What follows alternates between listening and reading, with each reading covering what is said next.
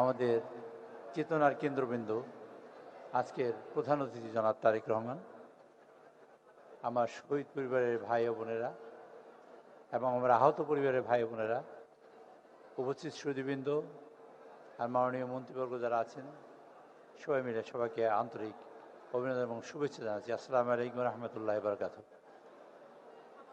আমি কোনোভাবেই সময় নেব না। আমি একটা কথা শুধু আপনাদের জন্য বলতে চাই। এই স্বপ্ন আমি এবং রুমন একদিন একত্র হয়ে দেখেছি যে আপনাদের একত্রিত করলে কেমন হয়। আপনারা তো ভিন্ন ভান্ডে বিচ্ছিন্ন আছেন। আমি এই কথাটা মাননীয় প্রধানমন্ত্রীর সাথে যখন কথা বলি, তখন তিনি লন্ডনে।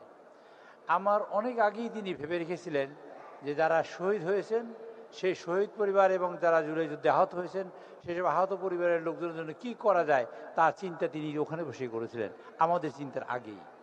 কাজে আজকে আপনারা অনেক ভাগ্যবান যারা আপনারা এখানে একত্রিত হয়েছেন। আপনারা একটি জুলাই যুদ্ধ অথবা একটা দিন 5ই আগস্ট, এটা কোনো ইতিহাস অথবা এটা ক্যালেন্ডারের কোনো দিন নয়।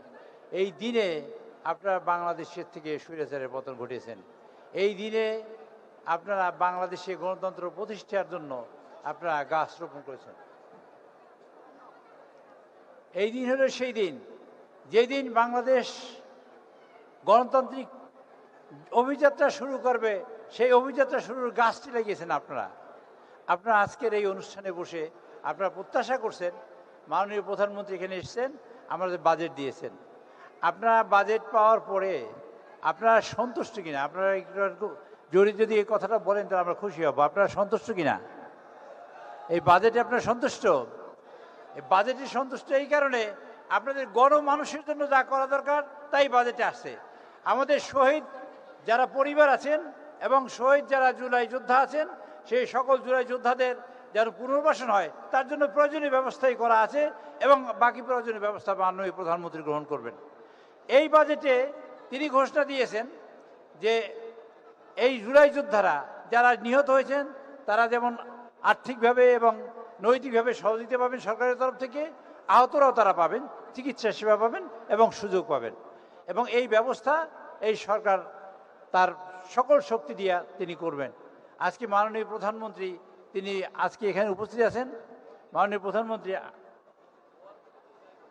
প্রধানমন্ত্রী আপনাকে উদ্দেশ্য করে বলতে চাই, আপনার সামনে যারা বসে আছেন এই দেশের সব সাহসী সন্তানরা এইখানে জুলাই যুদ্ধে তারা সব আপনার সামনে বসে আছেন। মাননীয় প্রধানমন্ত্রী আপনার সামনে কিন্তু এই জুলাই সাহসী সন্তানরা সব বসে আছেন।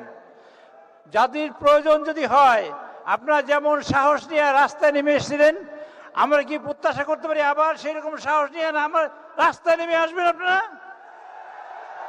আমরা আপনাদের কাছে সেই প্রত্যাশা করি।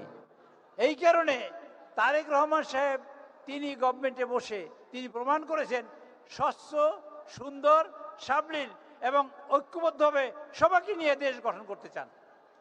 চেতনা বিক্রি করে যারা খেয়েছেন তারা নয়, চেতনার নাম নিয়ে যারা বিক্রি করবেন ভবিষ্যতে তারাও নয়।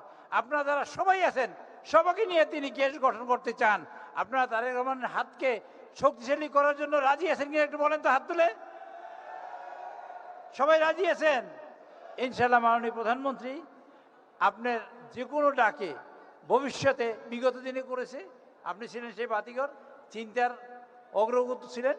ভবিষ্যতে যে কোনো কাজের জন্য ইনশাআল্লাহ আমাদের এই যারা জুলাই যোদ্ধারা আছে তারা সবাই আপনার সাথে ঐক্যবদ্ধ থাকে, যে কোনো সমস্যার সমাধান করার জন্য রাজি আছে।